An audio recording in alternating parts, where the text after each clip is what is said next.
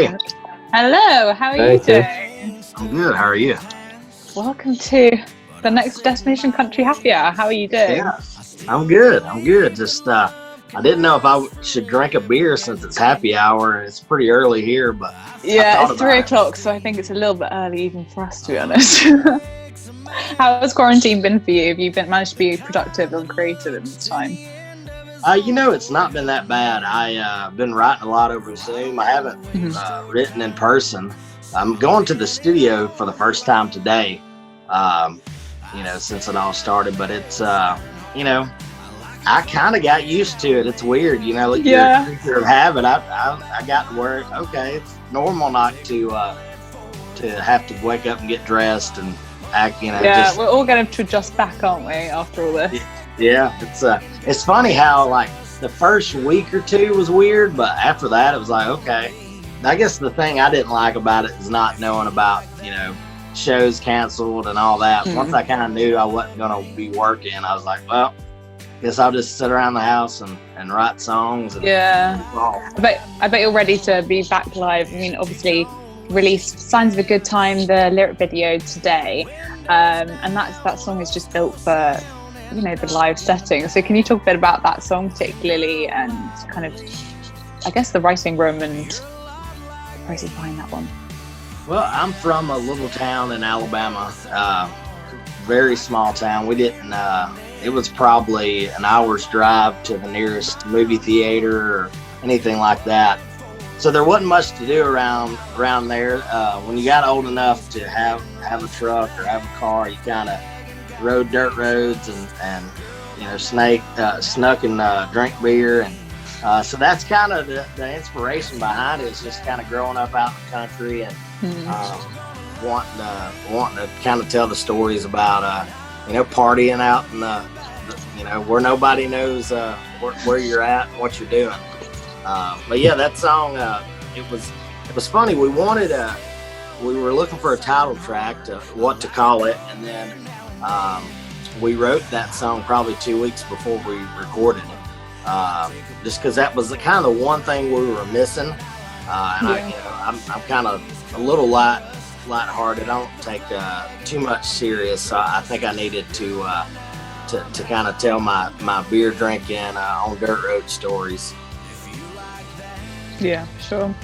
And Tim, I just want to jump in here and ask you about the whole NASCAR racing thing, which has been a big part of your life growing up, and that was mentioned a lot in the press release and in your backstory. So tell us a little bit about the influence NASCAR has had on you and how that's played a part in your career. Yeah, so when I first started singing, it was, of course, church, and then I started playing bars when I was probably 15, 16 years old, and I was a NASCAR fan, so I went there's a big race probably an hour from where I'm from called Talladega, and it brings people from all over the country, all over the world that go there to watch the race. Over 100,000 people, and I was leaving that racetrack and met somebody who was friends with a team owner, and we got to chatting, and one of my buddies were like, hey, he sings and he likes NASCAR, and he's got some songs that kind of talk about it. And probably 2 years later, I was playing there, and that kind of got snowballed into playing a lot more races. And I was actually playing the Daytona 500 when I met Mike Herb, and that ended up getting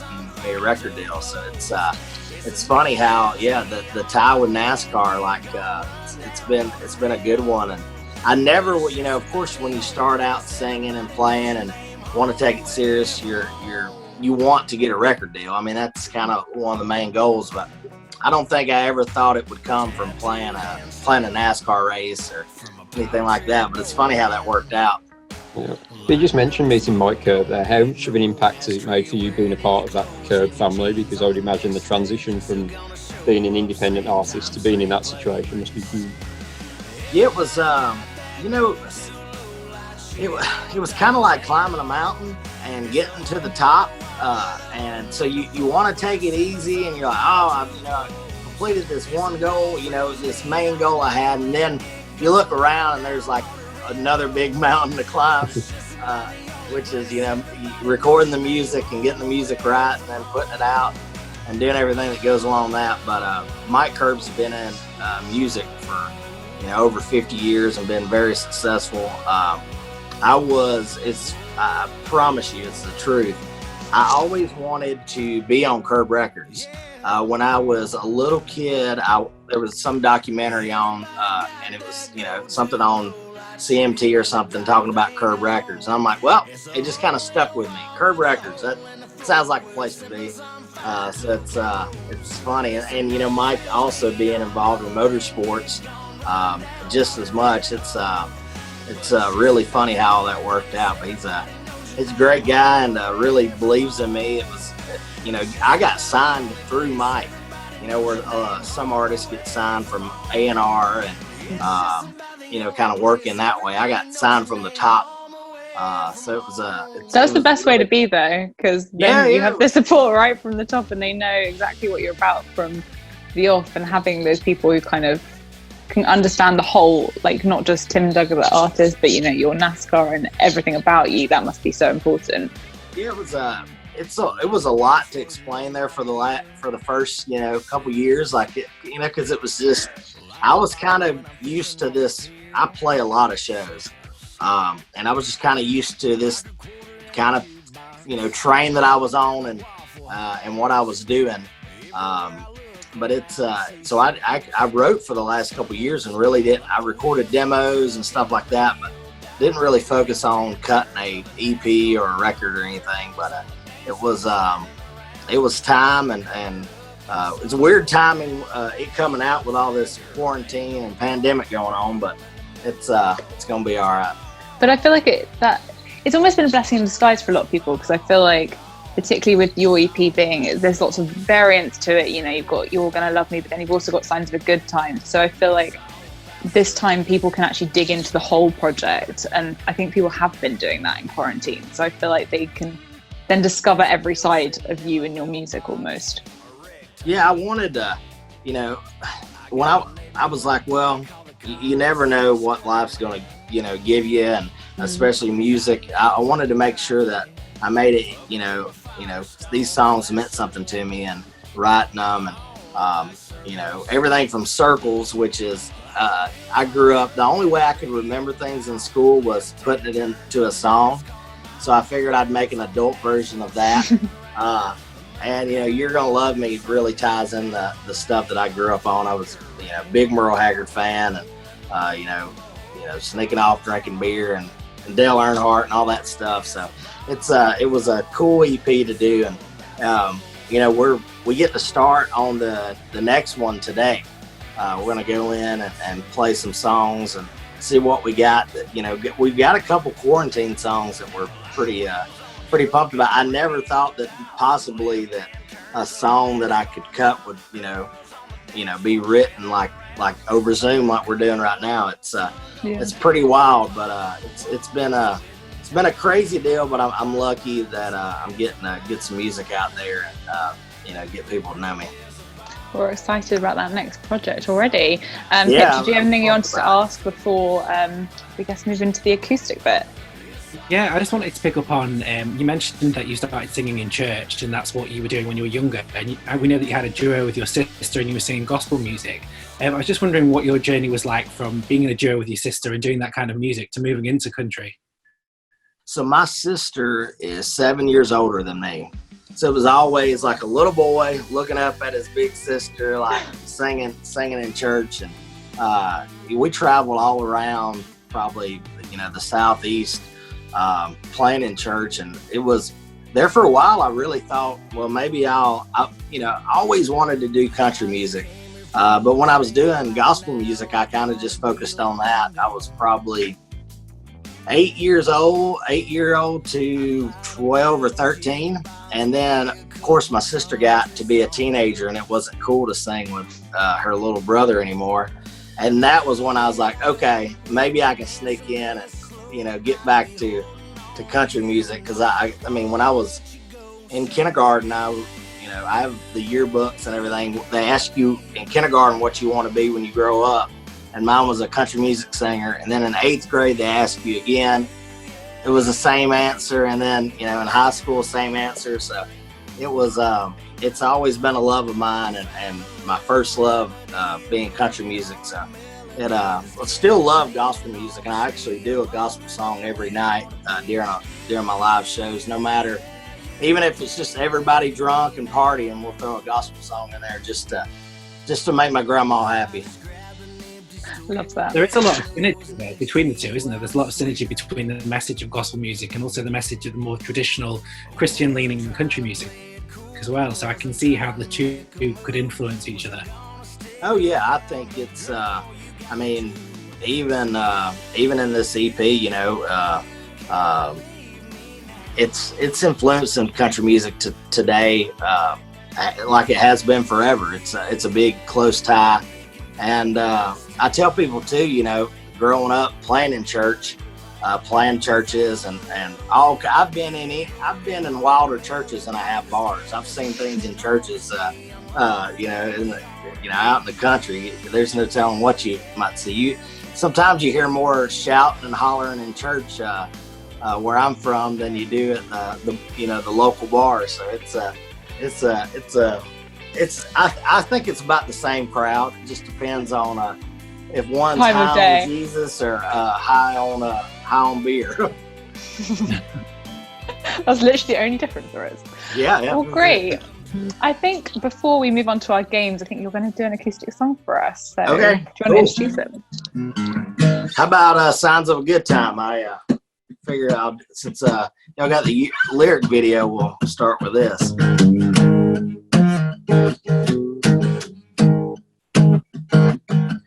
Old sun going down on the banks of the bayou, string of tail lights rolling through the pines.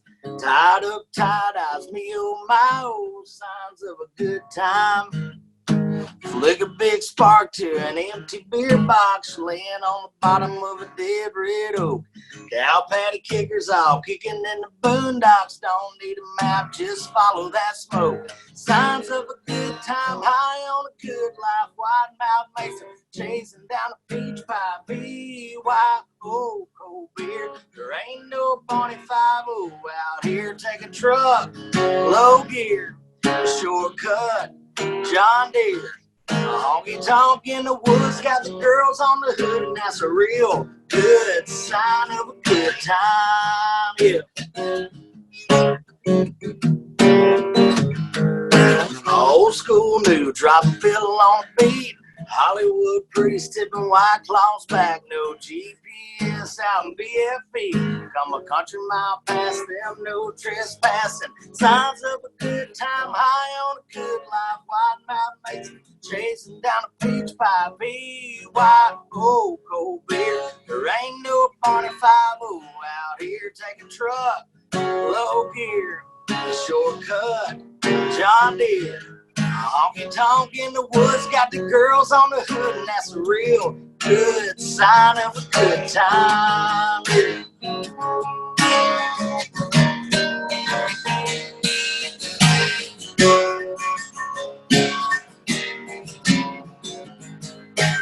Everywhere I look, I'm seeing them. To the left, to the right, I'm seeing them. Them natty light biting got me feeling them. I'm feeling them. I'm seeing them. I'm believing them. I ain't leaving them. Signs of a good time, high on a good life, wide mouth mason, chasing down a peach pie, B-Y-O, cold beer. There ain't no Barney 5-0 out here, take a truck, low gear, a shortcut, John Deere. A honky tonk in the woods, got the girls on the hood, and that's a real good sign of a good time, yeah.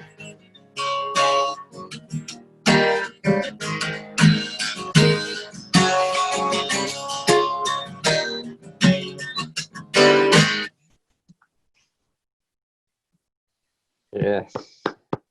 Thank you.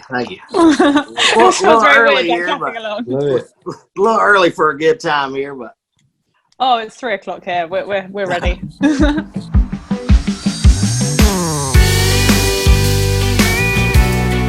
Right, so I guess we can get started on the game. All right. You don't know any Swedish, do you? I do not. Good. Well, probably, let's face it, the translation of these is probably going to be horrible from Google Translate, but we're going to give it a go. So these are all songs from your EP, and you've got to just work out which song it is from the Swedish translation. So, Kval.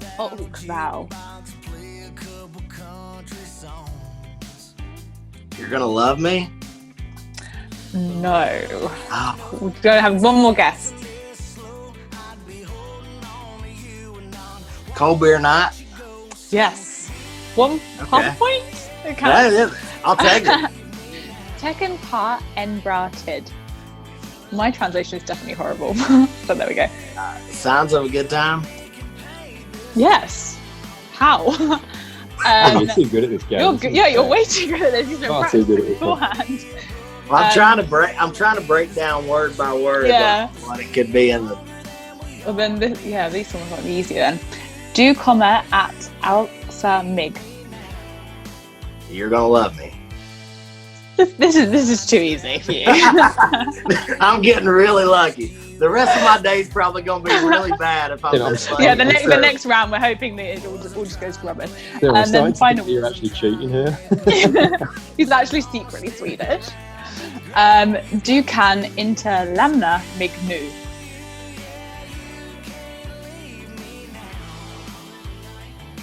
I'm away from home. No. Okay. You can't leave me now. Yes. I forgot one of my songs. Which one could be that long? Yeah. And then the last one, Hembåter från hemma. Circles? No. You got one. Where's the other one? The one that's left. What's left? Home away from home? Yes. Oh. You killed that game. If that was too easy. What would circle be? Circles be? I think circles was too close, so I was like, okay. It was like circlet or something. I thought that might be the only one I'd get.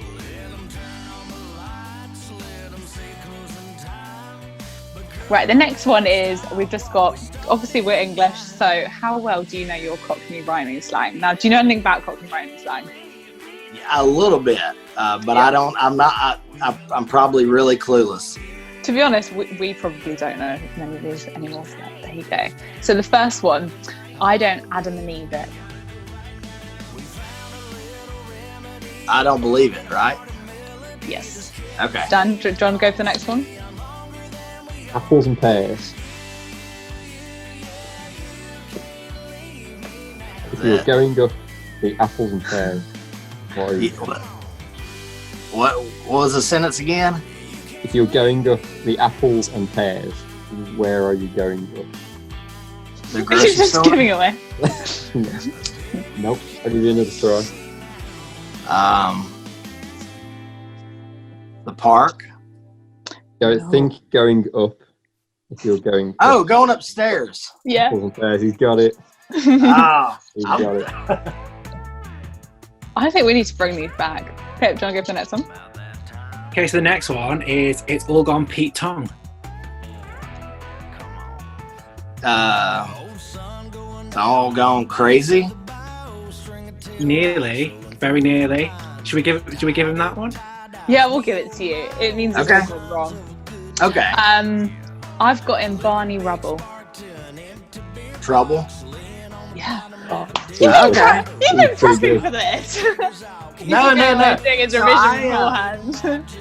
I went and I played the Goodwood Festival and spent a week there, and I went to this pub every day and drank for probably 6 or 7 hours with the locals, and I still keep in touch with some of them, so maybe some of that rubbed off on them. Yeah, there we go.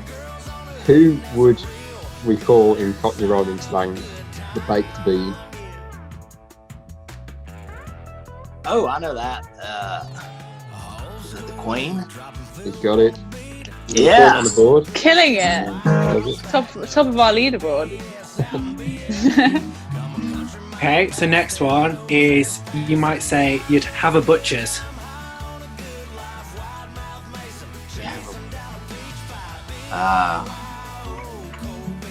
what are you actually doing if you're having the butcher? What Having dinner? No. So you might say, I'm going to leave the house and I'm going to go and have a butcher's. Although if that helps. A drink? No. It's actually, I'm going to go and have a look, because it's meant to be butcher's hook, but they took off the hook. Okay. So there you go. Actually, moving to that one. I haven't got any sausage and mash. Money. Yes. I'm surprised I got You're that just like killing this. one. I'm surprised. So what would you call the dog and bone?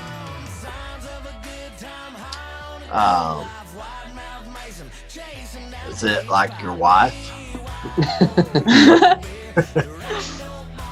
I'll give you another try. Uh, If you're picking up the dog and bone, what are you picking up? you're picking up dinner? What It's is actually that? just your telephone. I'll give you. Oh, really? Picking up the phone, picking up the dog and bone, picking up the phone. Okay. There you go. And then the final one. Okay, so the last one is, who would you be referring to if you said trouble and strife?